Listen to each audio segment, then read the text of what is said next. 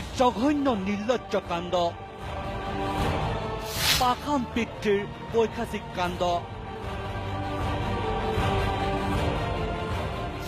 নিজ কন্যাৰ সৈতে অবৈধ সম্পৰ্ক পিতৃৰ 7 মহীয়া অন্তঃহত্যা কৰিলে নিজৰে কন্যাক শুনিবলৈ লাজ লগা আৰু গাৰ নোম শিয়ৰি উঠা এক ঘটনা সংঘটিত হৈছে ওদালগুৰি জিলাৰ 2 নং সোণাজুলিত মানৱ সমাজক লজ্জানত কৰা আৰু পিতৃ কন্যা সম্পৰ্ক কলুষিত কৰা এইজন 85 বছৰীয়া বৃদ্ধ পিতৃ ভগুৰাম ৰাজবংশী এই বৃদ্ধ পিতৃৰ কামনাৰ বলি হল নিজৰে বিশেষভাৱে সক্ষম কন্যাগৰাকী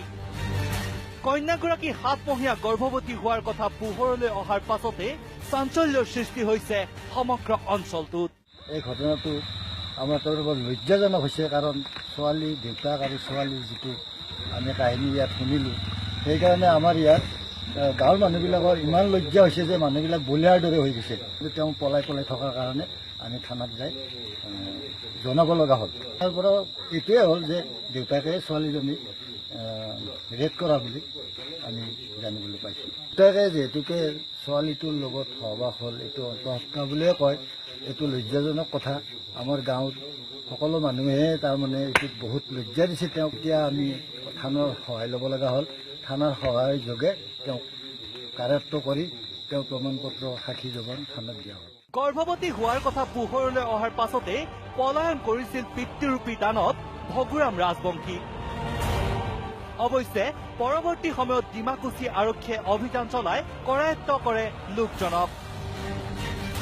আৰু এতিয়া এই জঘন্য ঘটনাই লজ্জানত কৰিছে অঞ্চলবাসীক হয় এই গাঁওখন 2 নম্বৰ সোণাজুলি ইয়াতে ৰাজবংশী নামৰ মানুহ এগৰাকীক তেওঁ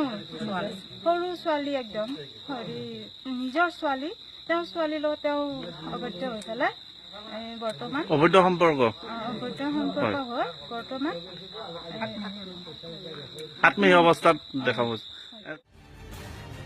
ওদালগুৰিৰ পৰা অখিল কলিতা আছাম টক্স